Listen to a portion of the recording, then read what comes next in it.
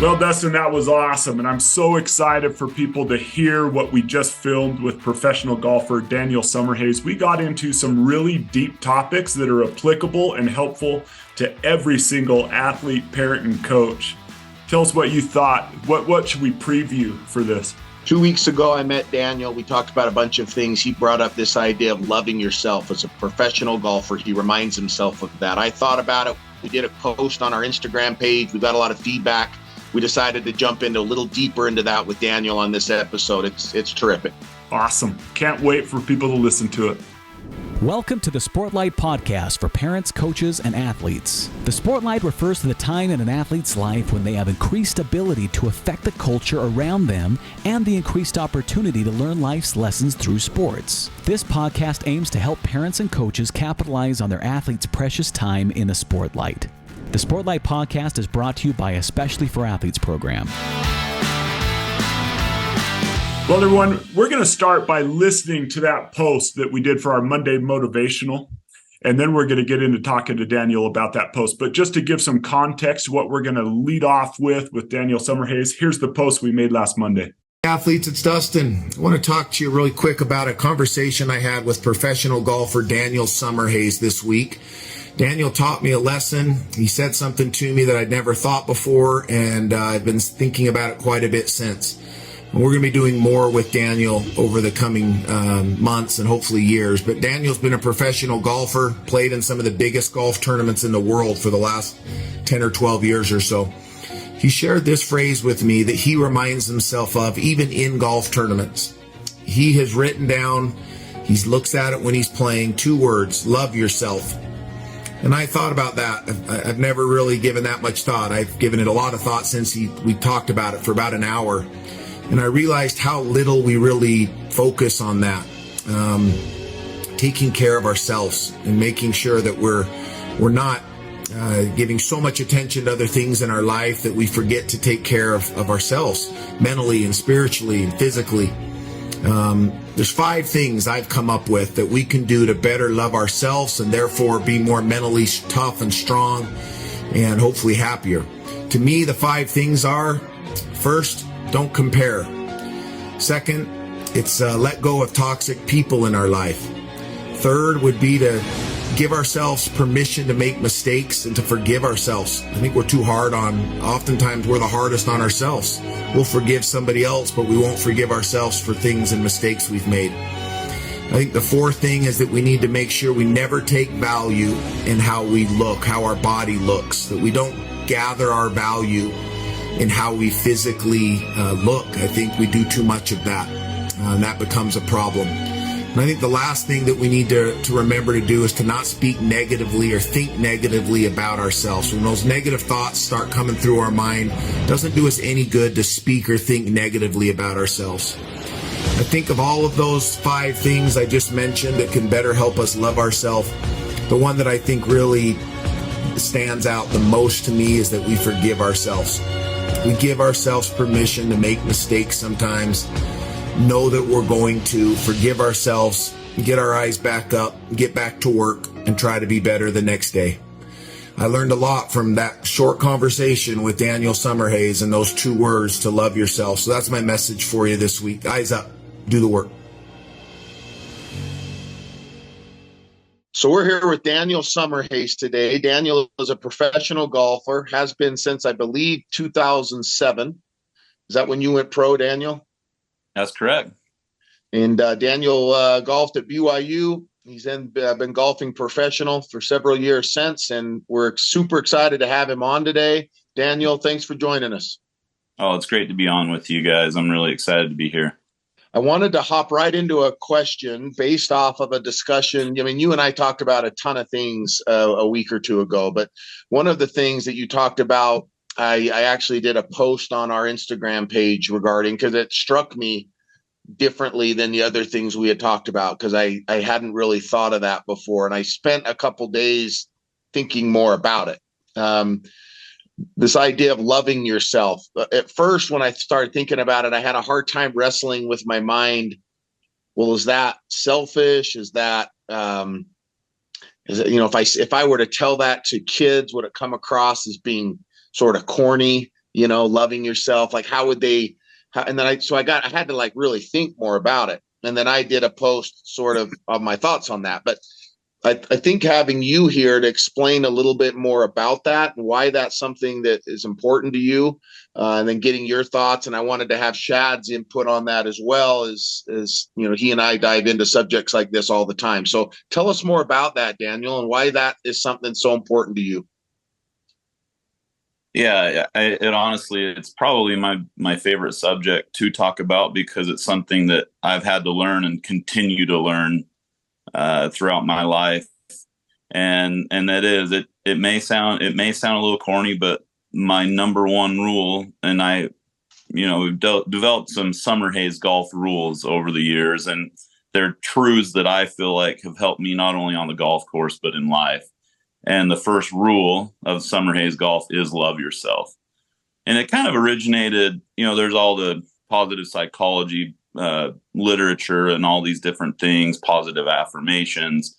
And my brother, my brother Boyd Summerhays, he coaches Tony Finau on tour and a lot of high level players. And one of our rules was no negative self-talk. Because how often have you hit a bad golf shot or missed a free throw or, made an error on the field and you say, oh, I suck, or, that I'm so bad. And literally, I think all of us have fallen into that trap. I've been there. Mm-hmm. I'm not immune to that. But then you take a step back and say, okay, what did that just do for myself? Absolutely nothing. In fact, me saying that, my subconscious hears it all. It hears everything that I say to it. And so one of our rules, no negative self-talk. And then I wanted to spin it into like a positive. Instead of no negative self-talk, I was like, speak kindly to yourself, and then it formulated to this love yourself. And in fact, there's a new song about a year and a half old. It's a song by an artist, Andy Grammer. I don't know if you guys have heard of Andy Grammer, but he's like a family favorite. Now he's probably our family's favorite artist. And he basically, every song right now that he's coming out with is like therapy in music form. And he wrote a song called Love Yourself. And it's kind of what you said. It starts out, I want to love myself without needing someone else to tell me or to show me. And he basically says, it's going to sound a little corny. This is going to be awkward, but I'm going to say it anyway. I love you. I don't say it enough. I love you. I love who you've become. Don't know how I'm going to say it unless I say it to myself. And then he said, I love myself, and so that's basically that theme. If you don't love yourself, it's impossible to truly, deeply love someone else. To give someone your full love and attention and service, to truly have your eyes up, to see other people for who they really are, you first have to love yourself. So that's why that's my Summerhays number one rule. I continually battle it because life and things, they just want to throw things at you and beat you down. But I remember a very specific time in my career, and it was only 4 or 5 years ago. And I've been trying to work on this for years and years. And I remember it was the week of the Utah Championship. It was a Korn Ferry Tour event. It was the first time I'd played in front of my home crowd, my home course, for years. And so I was pretty nervous. And I was like, man, I want to play well for my home crowd. I want to put on a good show. And another one, music's powerful for me. And The Greatest Showman's, again, that's up there. And the song was This Is Me. And it was like a remix version of it. And a line that hit me super hard was, and I know that I deserve your love. There's nothing I'm not worthy of. And I just I remember I was running on the treadmill, getting my workout in for the day. And I just started bawling, running on the treadmill. And that line, it just hit me so hard. I was like, yeah, you're right. I deserve to feel good about myself. I deserve to feel love from other people. I deserve to love myself. I deserve to, make birdie on the last hole and have a good finish. And it literally hit me like a ton of bricks. So a lot of it is loving yourself, not because you're a good golfer or you're a good athlete. Those honestly aren't the things that we should love about ourselves. We should love our core character strengths. We should love that we're curious, that we're hardworking, that we're creative, that we're compassionate. Like, those are the core values and character strengths that we can love about ourselves. And when we do that, you can hit a bad golf shot and be like, that wasn't my best, but I'm still, and I say it as a joke now, but I'm still a great person, So that is the top for me. And that's why that's number one on that kind of cheat sheet that I've made, that I keep with me on the golf course, is love yourself. And that genuinely, once we can do that, we can have eyes up and make an impact on other people. That's great, man. That's awesome. I appreciate you saying that. When you mentioned the negative self-talk, I thought of a Tony Dungy, the old NFL coach for the Colts. He had a quote that I love that I wrote down. He said, same thing, never speak ill of yourself. And he said, what goes down in the well comes up in the bucket.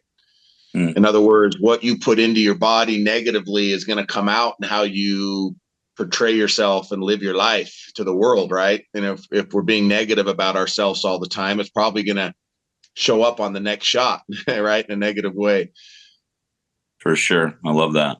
As a parent, I kind of have this rule with my kids. Every now and then they start talking bad about themselves. I just ask them the question, what do you think I would say to someone if they said that about you? Like, we're in a crowd of people and someone comes up and says to one of my girls, oh my gosh, you are so bad at that dance move. And I'm sitting there. I wouldn't let that happen. I'd say, what's your problem? Why are you talking to people that way? And so I tell them, I'm not going to let you talk to yourself in a way that I wouldn't let someone else talk to you.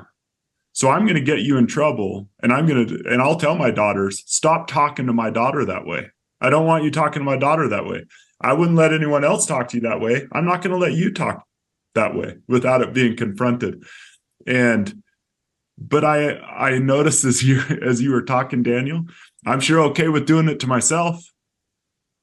Right. I'm sure okay. Like, no one's going to talk to my daughter that way, even my daughter. But I talk crap to myself all day long, it seems like sometimes.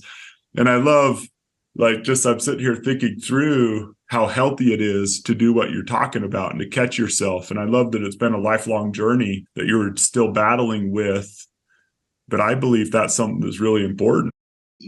Daniel, you said when we spoke a couple of weeks ago, you said something about it might be, the next shot's the most important. Was that what the phrase was? And I told you how in my coaching, I've had a phrase we've used at Quarterback Elite that Ty Detmer used to always share, and Kurt Warner, when they were with the Packers, they had a phrase that it was one play and clear and play the next play, both of those lines. So I'll repeat that a lot with kids I coach. And I try to do the same when I've turned that into sort of a life principle for me. One day and clear, yesterday's over. But in golf, that's tough, right? It's of all the sports, I think golf's, at least for me, Daniel, for you, for me, it's really hard to forget that I just hit two balls into the water and focus on the next shot. But, I'm sure in golf, you've learned how to be better at that. But how do we get a 14-year-old daughter, Shad, in your particular case, who's not, they're holding on to something, right? A mistake they made in their routine earlier today. And that's why it's still bothering them today. And they're saying, I'm so bad at that. Any advice that you've come across in your life as a professional golfer? And by the way, for people listening to this, when I say professional golfer, Daniel, was it 2016? You finished third at the PGA Championship. Yeah. And shot did you have the lowest score in one of the rounds? In the US Open, so that same summer I finished tied for 8th at the US Open at Oakmont, and I shot 65 in the second round, which was only 2 off the US Open record, of all US Opens. And then that same summer I finished 3rd at the PGA Championship. So that was a summer to remember for sure. And in that PGA Championship, you birdied 6 of your last 10 holes on the back 9 coming in to finish. So I want to talk to you more about that, man, because the coach in me and the competitor in me, that's clutch. When you're right there with a shot to win it, you're in 3rd place. It's winning time, right? I mean, those last 6 holes that's winning time. And some guys fold. And I just watched a replay. Sorry, Sergio Garcia, I'm throwing you under the bus here, but I was watching an old tournament. Might have been the Players Championship where Tiger Woods won it back in, I think, 13. And he and Garcia were 1, 2, and 3. And Garcia hit 2 balls in the water on 17, and then hit 1 off the tee in the water on 18. He went from tied to didn't even finish in the top 10.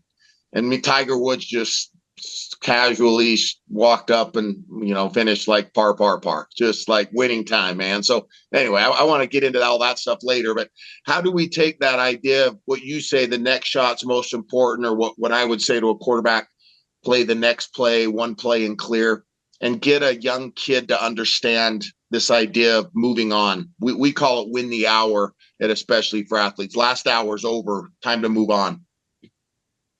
So I think there's two ways to not play the next play, or to not hit the next shot, or make that next shot the most important. And one is ruminating and thinking about the past, and the other side is worrying about the future. I've had the fortunate and unfortunate characteristic of future anxiety. I'm pretty good at letting go of the past, because I really think that whatever my upbringing was, I couldn't change the past. So why worry about it? But at the same time, I felt like I had control over my future, which we can influence it. But man, hole 17 at Sawgrass, like you said, I was thinking about it the entire round, because you could be 5 under par, come into 17, the island green, and like Sergio, you can literally walk off with a 10, like a septuple bogey or whatever it is, right? Yeah, I'm very familiar. I'm very familiar with those. Way more familiar than you are, Daniel. So in my experience, future anxiety has been debilitating sometimes for me. And whether that's in life, I'm like, okay, action A right now could throw set a chain of events that might end me up in some place, right? And that is true. But when you are in the moment, when you're playing the 4th hole at Sawgrass, you are on the 4th hole at Sawgrass. You literally can't. You're not even 217 yet. So why am I even thinking about it, right? It's taking. And so what I say now to myself, I say there is so many other things in the present moment to worry about that I have no time to think about 17. If I'm on 4 right now, I need to gather wind direction. I need to get my yardage. I need to know if it's uphill or downhill. I need to know, if you're Phil Mickelson, what the barometric pressure is at the moment. Anyway, he has a lot of other factors that go into it, but I need to know so many inputs, right? That I have no time to think about number 17. And I think that's similar to life right now. And it's a little bit, to kind of quote something from the Bible a little bit, there's enough trouble in tomorrow, let tomorrow worry about itself. Right now, we need to worry about today's day. And there are, so many hours in a day, win the hour. Okay, what are my priorities today? And I always talk about time management as priorities management. In fact, I taught a class at Davis High that's another story for another time. But I taught a leadership course, and one of the units we did was time management, but we ended up renaming the unit to priorities management, because there's enough time in a day to do everything that we prioritize, right? So when we say, hey, I didn't have time to work out, well, switch that up. Working out wasn't a priority today, and see how that sits, right? That's a little bit tougher pill to swallow than saying I didn't have time to work out, or I didn't have time to do my homework. Homework wasn't a priority, so when you switch that to it wasn't a priority to go and help that person, then it starts to sit with you. Okay, how are my hours of the day? Am I winning this hour, this priority? What are my priorities right now? So for me, on the course, for that next shot and that priority, like, those kind of mesh together. I really think they do, because I need to worry about the first tee shot and what club I'm going to hit, the strategy, the shot shape. I need to pick my target out clearly. I need to make sure, again, the wind direction. What are the clouds doing up there? I need to throw some grass. I need to do this and that. And there's so much to consume that one moment that's really helped me to forget about the future and the anxiety for me personally that contributes to. So there are people who deal with past anxiety where they can't get over the bad shot that they just hit into the water, and it affects them for the next 3 holes. They're thinking about it. And for those people, I think a good phrase, it is what it is. Like, that happened. It's in the past. I literally cannot change the past. There's no DVR rewind button. Currently, we don't know how to get to an alternative universe where this might have actually happened in a different me or whatever, right? We don't, we got all the Marvel movies now, all these different threads and everything saying we have different timelines and everything, but we can't change it. It is what it is. And so let it go, move on to the next shot, play the next play. Dustin, as he was talking, I thought of 2 quotes. One, Stephen Covey, the key is not to prioritize what's on your schedule, but to schedule your priorities. Like, your schedule is a reflection of your priorities. If you look at what you do every day, no one would say video games is more important to me than my grades. Like, well, you could say that, but show me your schedule and I'll show you your priorities. I love what you were saying. Like, would we say priority instead of I don't have time to do that? When we say that's not a priority to me, it clarifies some things for us. And I love this poem, Dustin. We've read this before, but this poem came to mind while you were speaking, by Henry Van Dyke. It was a poem next to a sundial. And you both have probably heard this poem. The shadow by my finger cast divides the future from the past. Before it sleeps the unborn hour, in darkness and beyond thy power. Behind its unreturning line, the vanished hour no longer thine. 1 hour alone is in thy hands, the now on which the shadow stands. And I love, Daniel, how you went both places, right? So many times we get so lost in what we've done, what's put us in a bad situation. And we just wish we spend all this time and energy. Oh, if I could just go back and do this different, hit that shot again, or make that financial decision again, or whatever it might be. We spend all this time and energy worrying about something that is so beyond our power. And like you talked about, worrying about Sawgrass 17, sometimes we look forward, we get so paralyzed by anxiety looking forward, and forward is beyond our power. But the now on which that shadow stands, if we can win the hour and put our time toward that, we'll get so much more time out of life. And I just love what you said about priorities, because man, when I start saying that, I wish I could talk to my kids more and sit down and have personal conversations with them. But instead of saying, I don't have time, saying, but it's just not a high enough priority for me to put it in my day. That just feels so wrong, you know? Yeah.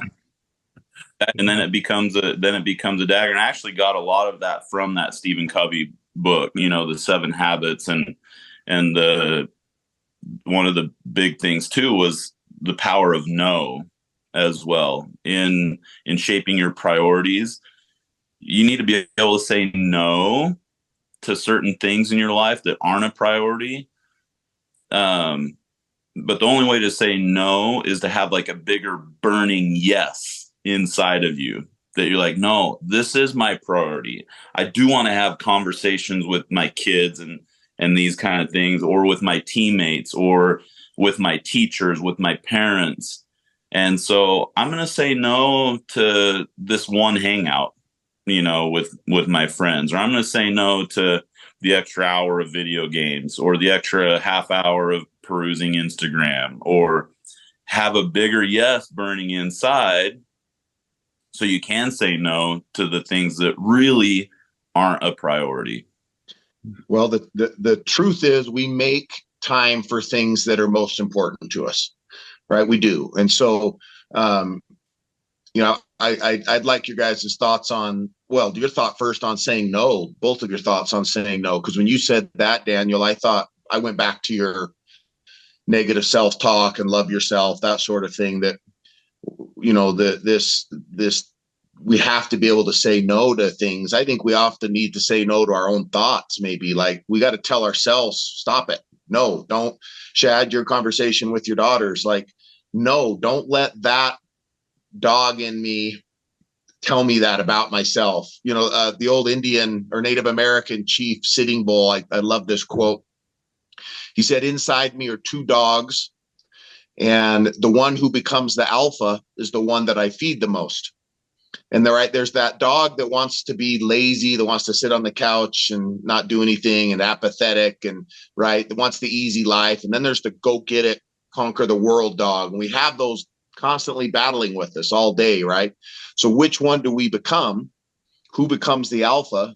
It's the one that we feed the most. It's the one that we entertain the most, right? And so if we entertain the one that doesn't want to do much every day, or wants to play video games, or whatever that is in your life, that's who we're going to become. And I think that ability to, as you mentioned, Danny, to say no to that dog when it's trying to eat, and say, no, I got to feed the other one because I love myself. I know what I'm capable of, and not letting past things, past events. I love that idea of it is what it is. So, you know, to parents out here and coaches, I think we need to be better. If our child in the car ride home wants to talk about, you know, the mistakes they made in the game, I don't think it's a bad thing to say, well, let's learn from it. Like, what did we learn from it? But then we got to move on. Like, we can't think about it after that. Why did you miss the shot? Well, you got to go back and look at your film and see what you did, or why your hands were here or there, or why we threw the interception. But then once we understand the reason for the mistake, it's got to be, okay, it is what it is. We missed it. Tomorrow, like, we can't be thinking about this anymore. It's right. Play the next play. It's move on, instead of letting our kids sit in it. Because when they sit in it, that then leads to, like you said, the future anxiety of, well, what am I going to do this again next time? So now I'm hesitant. Now I'm playing not to lose instead of playing to win. And that leads to tentative, unconfident, doubting yourself in the next. And now you've lost the next opportunity because of yesterday. LeBron James, Dustin, said, you can't let a failure define you. You have to let it teach you. There's that balance, right? Like on that ride home, it's okay to learn from a failure, but don't be defined by it. Yeah. And there's a Kobe Bryant little excerpt as well. He was being interviewed, and he's like, failure is not even a word. Like, it doesn't exist. The only time you fail is if you don't get up Tuesday morning after having a rough Monday and not doing anything about it, you know? And so it is, you learn from your mistakes. I always say one of the chapters of my book that someday it's out there that I want to write, one of the chapter titles is, you win or you learn. and we learn a lot.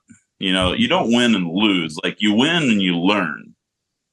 And we learn a lot. Like, we lose a lot. We make a lot of mistakes. That's part of it, right? And we learn a lot, but we keep continuing on, continue forward. That's part of that resilience is, and so I'm getting off on a couple tangents, but when we do love ourselves and we know what character strengths we do love about ourselves, like mine, I'm a curious person. Why did I throw the interception? Why did I hit it into the water there? Is there something I could do in my training that I could improve so that I can avoid, you know, we can't always avoid it, but put the odds in my favor of not repeating that. Right. So that's that love yourself comes back into that. Oh, I love that I'm a learner. I love that I'm curious. I love that I'm a hard worker and I put in time. And then you say, oh, okay, I'll learn from this and I'll try again. So I do love that. And the next shot, as far as your thoughts and saying no to those thoughts that are debilitating, that don't serve us. I love that. I was just going to say on that, I do a lot of leadership training in different capacities. I try to teach leaders something that you just said, but the way you said it, it applies to ourselves too, in this concept of showing love toward ourselves. I tell them, don't get critical of people, get curious. Like when something's going wrong, when you're not getting the results that you want, don't get super critical of them. You obviously aren't working hard enough. You obviously aren't doing these things that you're supposed to do.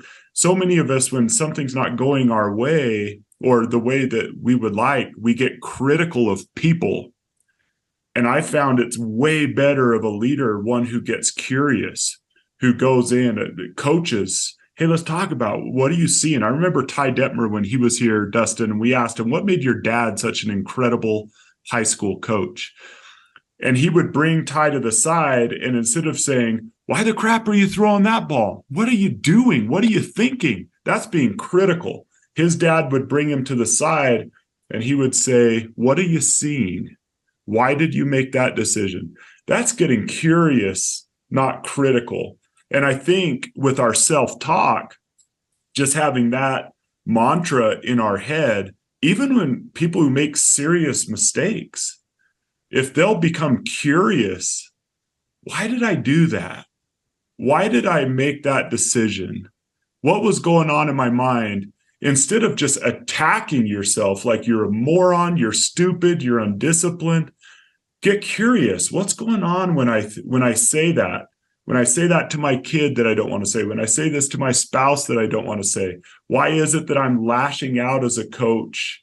What is the emotion behind it? Instead of becoming hypercritical, become curious of yourself and learn. And then you can start addressing those root issues that might lead to things going wrong in life or a play going wrong. So curiosity is way better than being critical. I found that's an aspect of great leaders. They're curious. They're not critical of people. I love that, Shad. The 100 emoji right here. I could throw up there. Couldn't agree more. Yeah. Well, I have a real life applicable question then to ask both of you. I had a pitching coach come out to me once in a game when I wasn't throwing well, and he came out and I was curious. You know, I thought he might be disappointed or whatever. And I'll never forget it because it was only in high school. He came out and he said, and he was kind of joking. I thought he was serious for a second. Then I realized he was joking. What did you have for breakfast today? And I thought he was being critical. Like, did you eat poison? Because you can't throw a strike. Like, what did you eat? I said, I don't know. He's like, no, serious. What's your favorite cereal? And what's your favorite cereal? And then he started telling me what cereal he liked. So I told him my cereal, and he's like, oh, wow, what kind of toast would you have with that? What kind of jam do you like? Like, we had this conversation on the pitcher's mound about favorite breakfast items. And I started smiling and laughing. He got done. He's like, man, relax. You're good. Like, just throw a strike.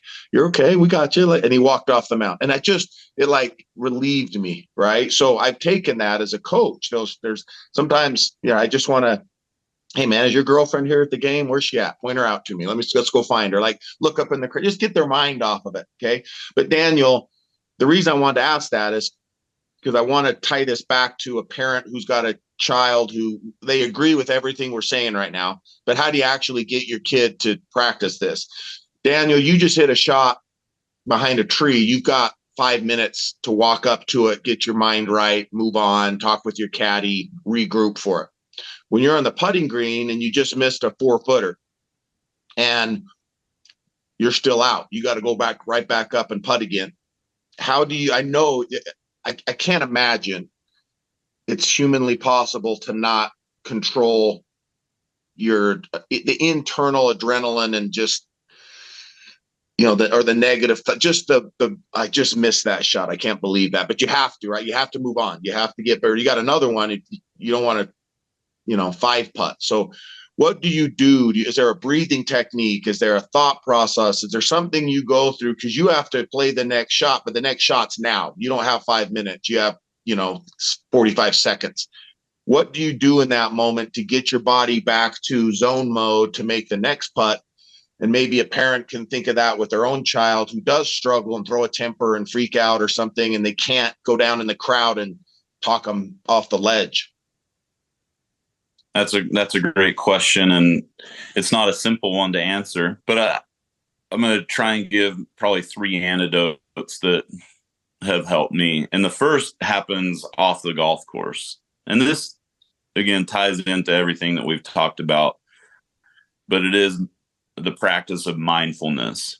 And I don't know how much you guys have talked about mindfulness or meditation on the show or in your seminars and things that you do, but essentially it is the next shot, and it's allowing your brain, basically, is if you had a river you were picturing a river and you had leaves that kind of floated by, and then you saw a pebble shimmer in the water, and then maybe a fish even came by, and then there was a branch, and then anyway, so mindfulness is like you're there in observing this stream, right? And you're like, oh, wow, that's an interesting leaf. And the leaf is a thought that comes into our mind.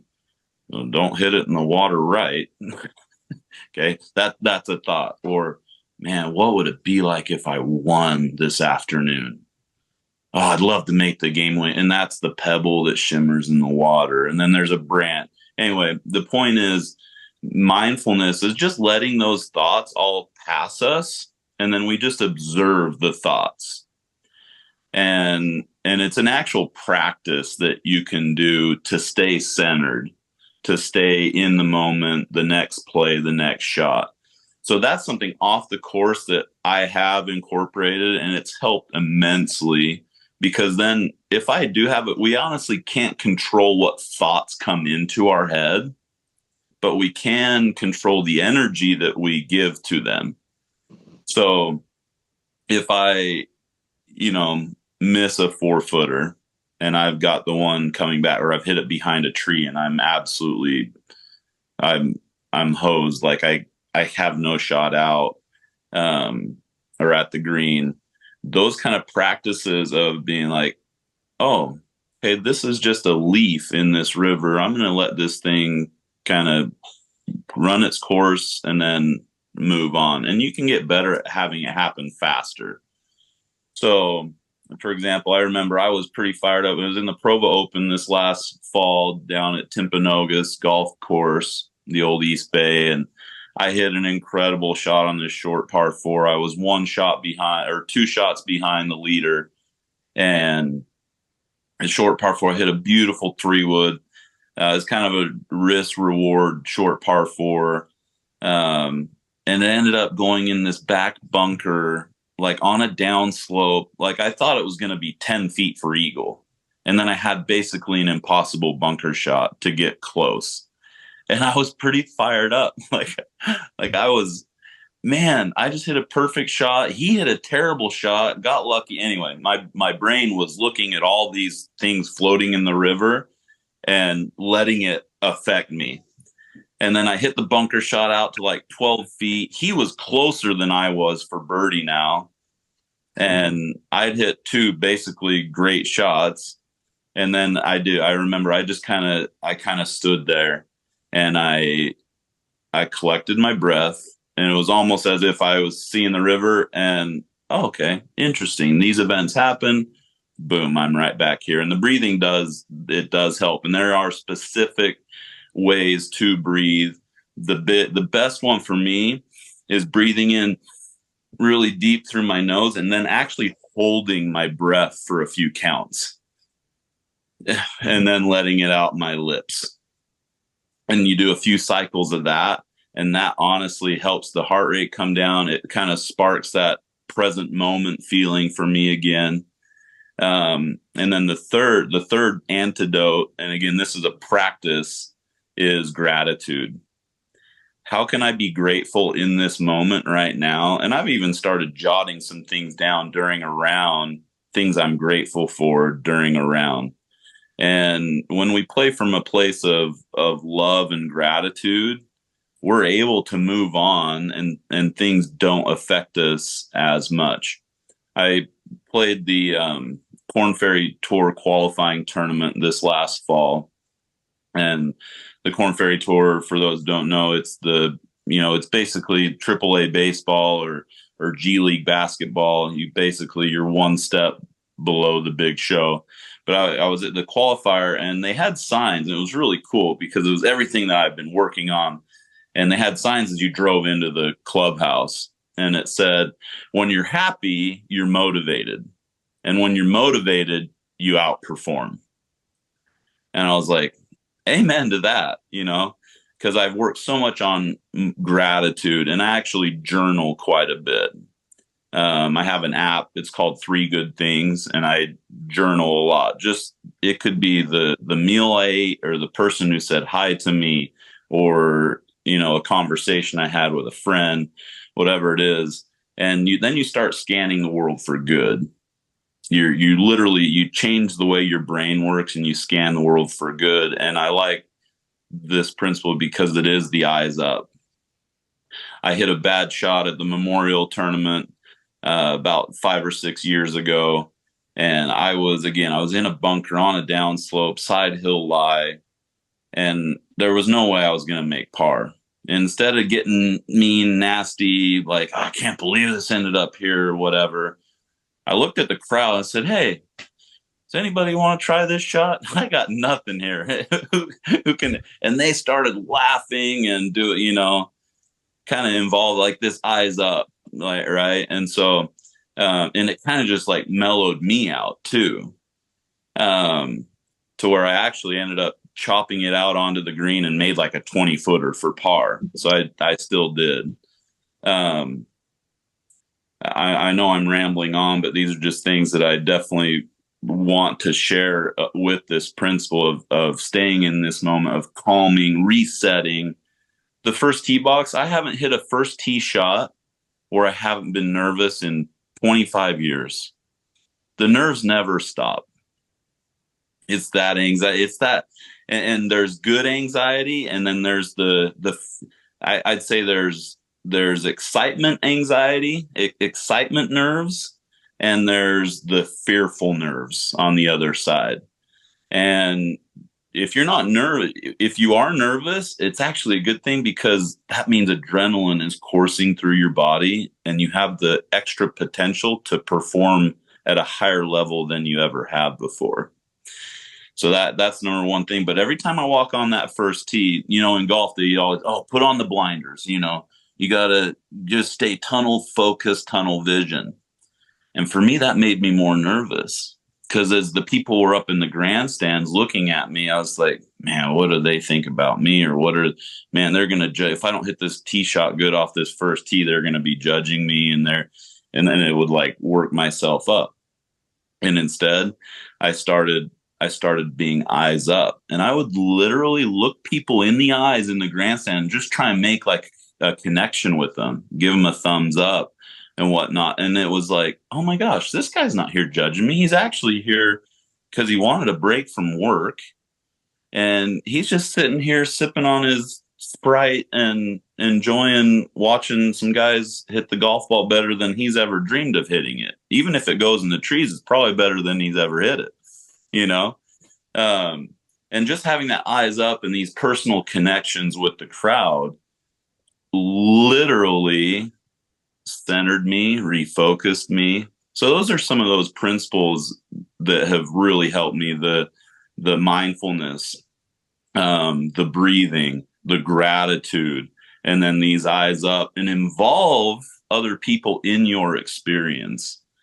I love watching Steph Curry and Klay Thompson play basketball. They play with joy, and they involve the crowd, and they, in their warm-ups, they're getting a kid on the bench to pass them a pass, or, it's just those kind of things that help you stay in that moment. And it gives you those senses of gratitude, of happiness, and then you can perform better than you ever thought. Wow, Shad, there's a lot to unpack there.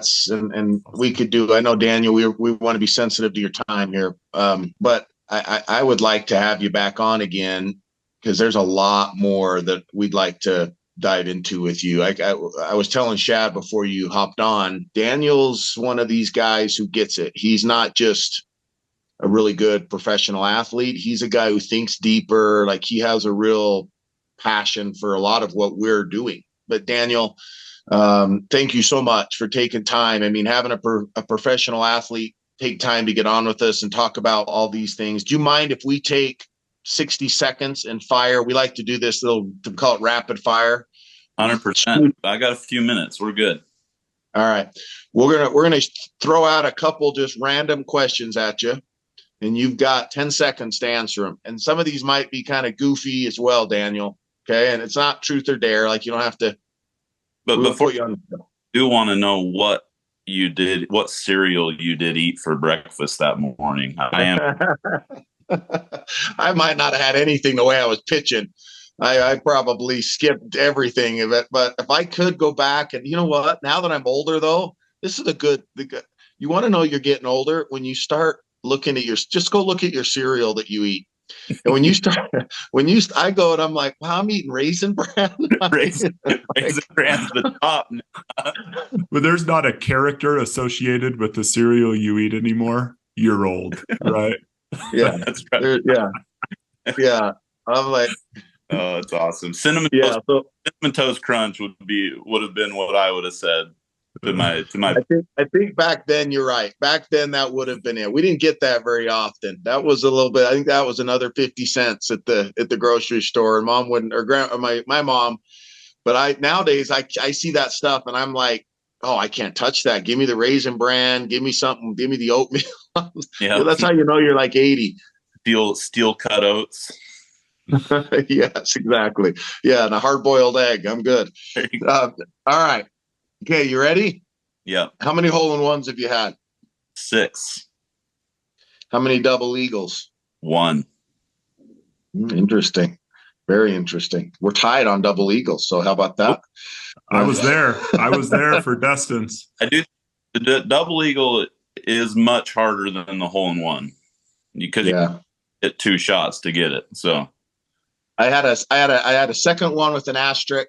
I hit a shot. I hit it really bad, dropped again, made it from about 250 out. So I guess it ended up being I counted it. All right. What's your most memorable golf shot you ever hit? Do you have one that just? Yeah, it was a driver off the deck at the John Deere Classic. There's actually a video on YouTube somewhere of it, but it was like I hit my drive bad enough to where I didn't have an iron or like a 3-wood into the green. It was the final round. I was 1 shot back. It was actually the year Jordan Spieth won. He pulled out the bunker shot, his first win. And I hit this cut driver off this side hill line. And it was perfect because the fan, you can hear in the background of the video, he yelled out. He couldn't have put it better. Driver off the deck. is kind of how he said it. And I just peered this thing, cut it right around to this back right pin, big bunker in the front right. Hit it up there to like 20 feet and ended up making birdie to get right in a tie for the lead. So that was definitely up there with my most memorable shots. Who's the funniest pro golfer that you've played with? So if I could have there's a couple different foursomes that, there's kind of like your dream foursome, Tiger and this and that, but just for sheer entertainment value. And these guys are friends and they know I love them a bunch, but like I'd put like Matt Every, and these are not necessarily big names, but this is just flat out just entertainment. Matt Every, he plays super fast. He's the guy we were playing one year in a Corn Ferry event and it was super slow. And he took one of a chair from one of the volunteers and literally carried a chair with him for 4 holes, pop it right in the fairway and sit on it while he got fined for it. But, so Matt Every, Spence Levine, he's a sweetheart, but golf brings out some of the worst in us. And just to see a Spence Levine temper tantrum out there, every once in a while would be entertaining. And then I'd get Billy Horschel out there to do some of his rapid speaking commentary. And Billy's one of those guys. We were playing in a threesome at AT&T one year, and he's like, Daniel, we were playing with the other player. He's talking about the other player and said, how does someone so big and so strong like this guy, how does he hit it so short? And just says what's on his mind, right? So if I could get around with those three, that would be a pretty entertaining day. Who's the purest swing right now on the tour? The most impressed I've ever been during some rounds were watching Henrik Stenson in Tampa. I played the final round with Henrik Stenson. His iron play was ridiculous. I played with Rory the final round of the Players one year, and he was hitting drives and iron shots that I've never seen the ball go that way. Just so crisp, so strong, so long. And then Justin Thomas, I played with him as well several times, and just the different trajectories that he could hit his driver. Some of these drivers he hit super low and like into the wind. Then others he teed it up and he'd launch it at 18 degrees and it's just over these big tall pine trees, different things like that. So there's some impressive figures out there. Your family, you have 4 kids. If you had, now I understand, was this growing up or was this recently that you guys would drive? I've done my homework on you, Daniel. You drive, by the way, everybody, Daniel and I served a mission for our church in the same mission, Santiago, Chile.